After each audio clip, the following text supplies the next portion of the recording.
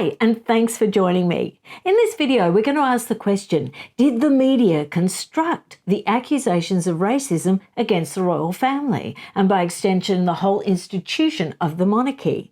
I thought I would examine that and have a really good look. Now, it's interesting that if someone wants to imply something about you, or if someone wants to allude to something, it's very hard to defend that. It's very hard to take actionable steps to improve the situation, or to ensure it doesn't happen again, or to start a meaningful discussion that results in actual practical action. It's almost impossible because it's all so very vague that you can't counter it. And I've noticed that with a lot of accusations and things that have been lobbed at the royal family over the last 3 or 4 years, that a lot of the accusations coming from the Sussex camp have been just that, incredibly vague, very, very hard to pin down. So why drag all this up now? Well, actually, I'm not. It all got dragged up again with the advent of the Sussex.com website. And with that came the dangling that Prince Harry might be rejoining the royal family on a part-time basis to help out his father while he recovers from a form of cancer. Now, that has all been thoroughly debunked. It's not happening. The palace has been very firm, and they have let it be known through certain channels, and it has been reported on extensively. So, phew, we don't have to worry about that one at least. But it was interesting that in those few days where that possibility was dangled and a firm rebuttal hadn't been issued yet, people were arguing their case. People were arguing the case of why they shouldn't be allowed anywhere near the institution of the monarchy, and why they shouldn't be allowed in any shape or form anywhere near the royal family. Aside from the personal attacks on Catherine and all the horrible accusations in the Harry-Meghan docuseries and the ignorant and misrepresentation of what the Commonwealth is all about, which will be another video, it was really the institutional racism that captured the public and the media's imagination at the time. Now, like I say, insinuation, vague allusion to, happened in the Oprah Winfrey interview. We weren't aware why it was mentioned. We weren't aware who said what, where, when, and the story has since changed many times, so now we're even more confused. Then we had the advent of Omid Scobie's book, and Piers Morgan with his rather stunning revelation that Catherine, Princess of Wales, and King Charles were actually the ones accused of racist remarks, according to Omid Scobie in his Endgame book. Now, throughout all this horror, Harry and Meghan have not distanced themselves from that narrative. They have not distanced themselves from that commentary. However, when they are directly confronted with their responsibility for that narrative, Harry always says, "It wasn't us. We never said it. We never said that. That was the media." He said it in an interview, and he said it again more recently. So I went and had a look at Sussex.com, and I went and had a look in particular at Meghan's bio. And front and centre, actually at the start of the second paragraph, is the proud claim that she and Harry were recipients of the Ripple of Hope Award. And we all know what that Ripple of Hope Award stood for. But it's interesting that the narrative has been rewritten. If you look up now what the Ripple of Hope Award means, usually it is couched in these terms. It's awarded to people who have demonstrated an unwavering commitment to social change and work to advance equity, justice, and human rights. So it's incredibly general. The word racism doesn't appear. The words unconscious bias don't appear. And it's just a very general, feel-good, worthy sort of award that Hollywood types and celebrities and political animals award to themselves. In Meghan's bio, it says her advocacy work on resilience, equality, and compassion through action has been recognised alongside her husband Prince Harry with the NAACP President's Award, as well as the Robert F. Kennedy Ripple of Hope Award. Okay, So it's all very glossy, it's all very nice, and it's all rather bland. But let's have a look. Let's go back when that award was first awarded, and let's see what was actually claimed and said about Prince Harry and Meghan Markle's receiving such an award. Now, the New York Gala where they're going to receive this award was organised by the Robert F. Kennedy Human Rights Foundation. As you know, that is hosted by Kerry Kennedy, the politician's daughter. Now, Kerry Kennedy does not get on with her sister, and a lot of pundits have said that really it was just like thumbing her nose at her sister and trying to sort of, it's sibling rivalry basically. And it's look what I got. I got Prince Harry and Meghan Markle to attend my award ceremony. But I don't think so. I think that's a bit of a cop-out. Now, the titles or the headlines of all the newspaper articles at the time will be Harry and Meghan will be honoured for standing up to racism in the monarchy. So, is Harry right? Is this a media construct? Is it actually just the media being provocative with headlines, clickbaity headlines? Well, no.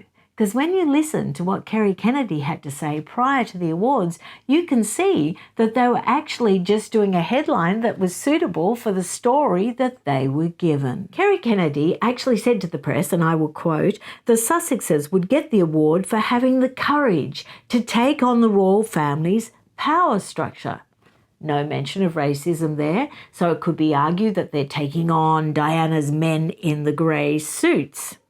However, she went on. So Kerry Kennedy is a lawyer and a human rights activist, and everything she said is said with intention. Everything she said is careful. She knows the message she wants to send.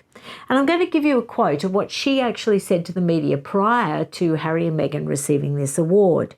She said, "They went to the oldest institution in UK history and told them what they were doing was wrong, that they couldn't have structural racism within the institution, that they could not maintain a misunderstanding about mental health."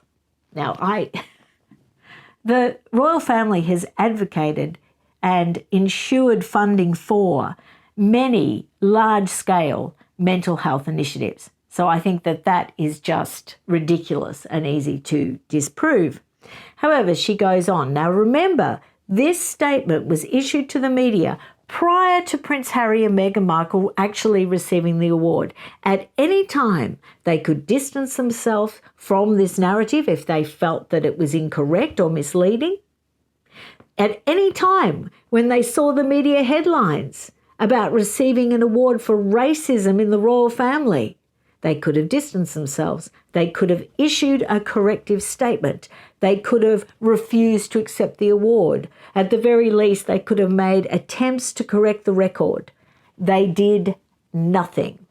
They did absolutely zilch, zero, nada. Nothing. So, Harry, some responsibility has to be taken. Because if you perceive the media is reporting something in an incorrect fashion, then you have a responsibility to step up and correct the record. But you didn't, because the allusion to and the implication that the royal family was racist was being held over their head ever since the Oprah Winfrey interview. Now, she then goes on to say, to turn them into heroes, that they knew that if they did this is a direct quote from Kerry Kennedy, there would be consequences, that they would be ostracised, that they would lose their family, their position within this structure, and that people would blame them for it. But they've done it anyway because they believed they couldn't live with themselves if they didn't question this authority. Okay. Let's assume that that's all sincere. Let's all assume that that is correct. Okay, we'll play devil's advocate. If that is the case, if you're really going to question authority, why the implication, the backtracking? Alluding to and accusing the institution of the monarchy of something, then backtracking. Why, whenever you are called to account, to say, but the whole world and the media got the impression that you were, alluding to the fact that the royal family is racist, correct the record. Prince William corrected the record. We are very much not a racist family. He corrected the record. He distanced himself from the implication straight away. So if Harry wants to tell us that all of this is a construct of the media, well, then he should have distanced himself at the time. He shouldn't have received this award. He shouldn't have gone anywhere near it. And he should have spent the last few years correcting the record. Now, Prince Harry and Meghan Markle do have a degree of deniability when it comes to the Oprah Winfrey interview, because they can argue, and they have, that Meghan was purely misunderstood, that she was only talking about unconscious bias. She was just talking about how impactful and how harmful it could be and how it made her feel isolated and how it personally affected her, that there was discussions about the colour of Archie's skin. Now, in the Oprah Winfrey interview, she said that the discussion took place with Harry. She also said that the discussion took place prior to her even being pregnant with Archie. Well, actually, that was Harry that corrected the record. As soon as he joined the interview, he said, no, it was earlier on. It was back when they were talking about Meghan continuing to act in order to fund herself. So that was way, way back. This was during the courtship. This was pre-engagement. So they weren't even talking about Archie. They were talking about an imaginary baby that may happen if they still stayed together. And I'm sure they were discussing it along the lines of Harry's colouring, not Meghan's. So all of this becomes current news once more because of the Sussex.com website, because they're front and centre. A proud part right up near the top of Meghan's bio is the fact that Harry and her were recipients of the Ripple of Hope Award. Now, it is clear what that award was for. There is no deniability. The organiser, the person that gave you the award, made it very clear what it was for. So if you're going to receive an award like that, stand behind it. Give us facts. Give us clear explanation. Give us actionable information so that people can respond and so that people can defend themselves. Also, how can you have a royal crest on a website with royal titles, the Duke and Duchess of Sussex, and then have front and centre in your bio receiving an award for standing up against racism in the very institution that you are highlighting on the front page of your website? Now, I know the word gaslighting gets bandied about and used far too often, and I know it's a buzzword that really, really annoys people. But when the narrative changes to suit yourself, whatever stage of life you're at, it's gaslighting. When you deny actions you have taken that has caused damage to another, that is gaslighting. When you change the narrative, people can't get a hook on exactly what you said and when you said it. And so that's why I went back and looked at the media headlines at the time, looked at what the award was actually given for. And Harry and Meghan had plenty of heads up to distance themselves from this award. And the fact that Meghan has it front and centre on Sussex.com, she doesn't want to distance herself from anything. So Harry can deny as much as he likes, but he is in partnership with a woman that is proudly standing behind her rather weak implication and alluding to structural racism in the royal family. I believe if you're going to make an accusation against anyone, stand behind it. Bring the facts to bear.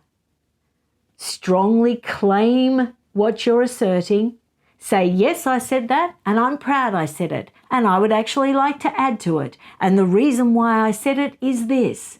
Stand behind your claims, because then if even people don't agree with you, at least they'll have a degree of respect for you. Let me know what you think down below, and I can't wait to see you for a gossip before bed on Wednesday, where we'll have lots of fun and it won't be any way serious like this video was. I'll see you then. Bye.